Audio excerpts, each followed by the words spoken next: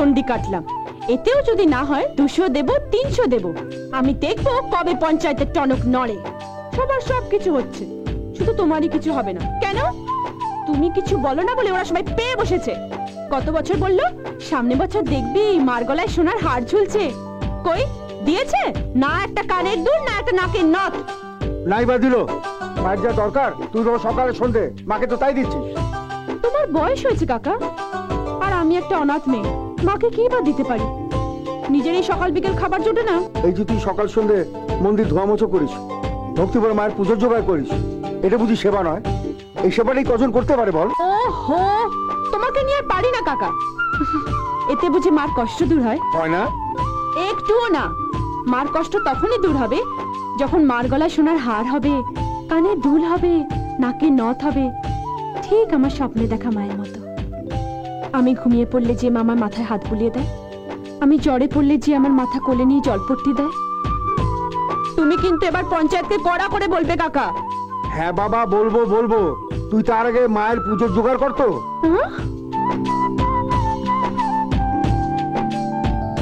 তোমাকে কেউ দুঃখ দিলে আমার খুব কষ্ট হয় মা।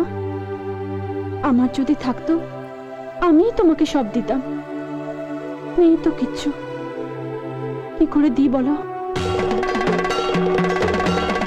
গোপাল মামা, ও গোপাল মামা।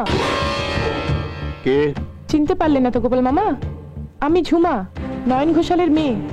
নয়ন ঘোষালের মেয়ে ঝুমা?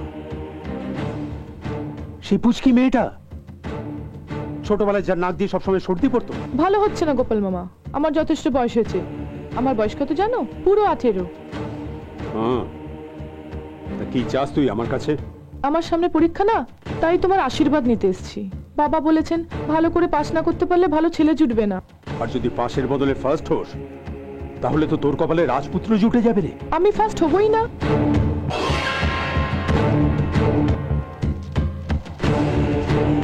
রেজাল্ট? আমার ফটো বেরিয়েছে, সব বিষয়ে আমি 100। আমি তো ফার্স্ট হয়েছি, কিন্তু আমার তো কোনো পরীক্ষাই হয়নি। আমার কথা মতো চললে এটাই তোর রেজাল্ট হবে।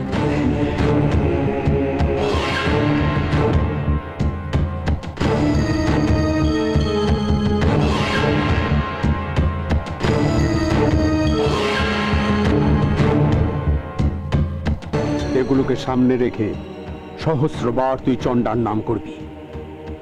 তারপর সামনের অমাবস্যায় গঙ্গা স্নান সেরে আমার কাছে চলে আসবি। কিন্তু সাবধান, কেউ যেন জানতে না পারে।